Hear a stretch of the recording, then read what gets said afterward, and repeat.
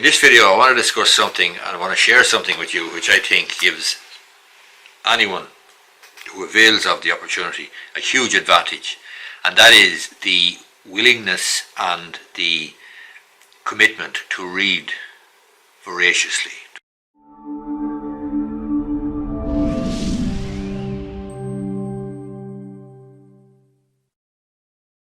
To read a lot.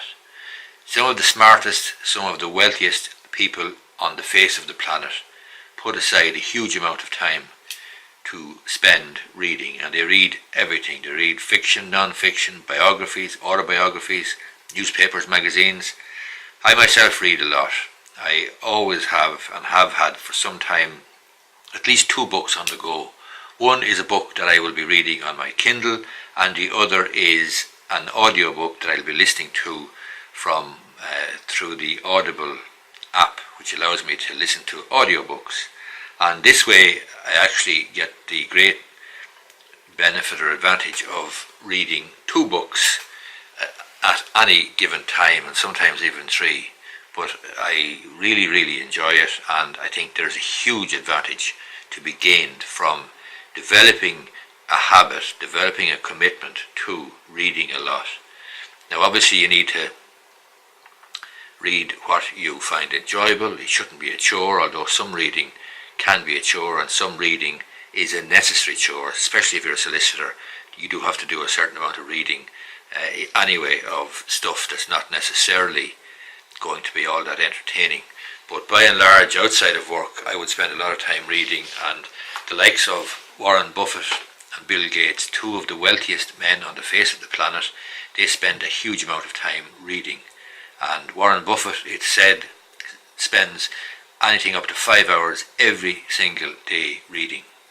So, as I say, I have a Kindle and I listen to audiobooks with the Audible app. You might say, why am I not supporting Irish bookshops?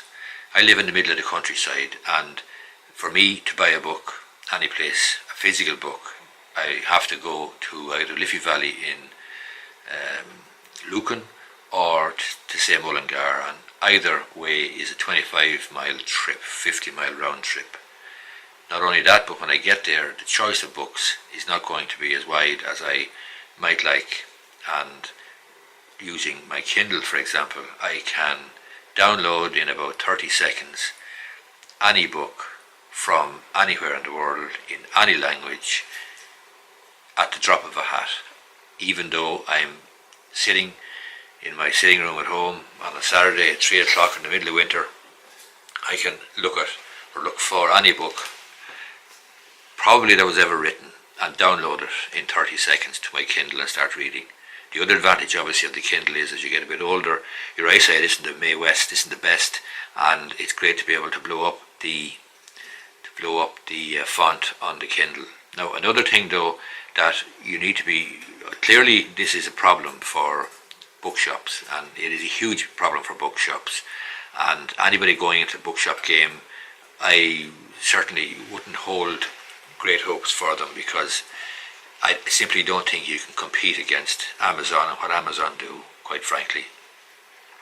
And it is unfortunate, it's a pity, but you can't fight City Hall, you can't fight against the tide that's going out, and the ability for me and people like me to essentially download a book from anywhere in the world to my device, regardless of where I'm located, is a huge advantage, and it's a huge advantage over bookshops. But there's another advantage that I only came to discover the other day, and that was I got an email from Amazon, from Audible, and they essentially said in the email that we notice you gave a 1-star review for such and such a book last week. We don't want you to be unhappy.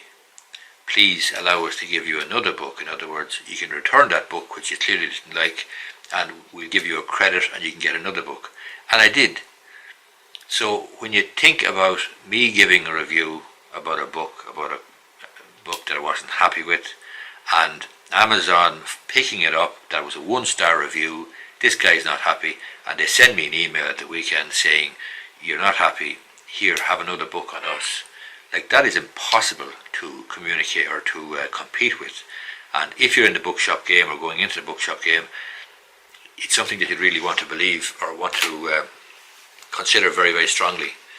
But clearly the future of the bookshop is, a physical bookshop, is uncertain, and the likes of Amazon, who are a hugely dominant force in the industry, is not going to make things easy.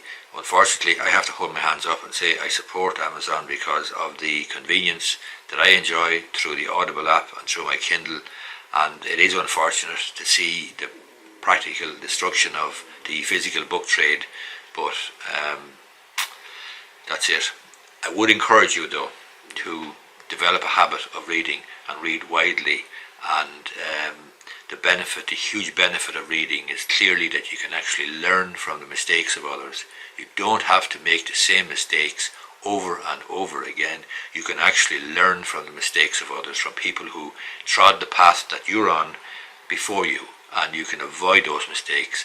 And that is the smartest part of reading, and the smartest reason for reading: to learn from the mistakes of others, to avoid the same mistakes, to broaden your mind, to see different ways of thinking about things, to see different points of view, and obviously there's the huge amount of enjoyment to be got out of fiction as well, fiction books, thrillers, and so on and so forth. So I would encourage you to avail of the opportunity to read, develop a habit for reading.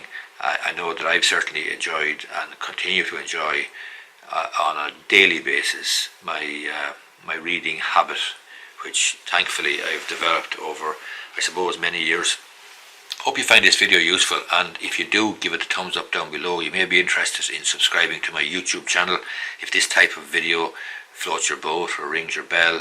And I make a lot of videos and put them on YouTube. I publish 2 videos a week on a Wednesday and Saturday, and thanks for watching.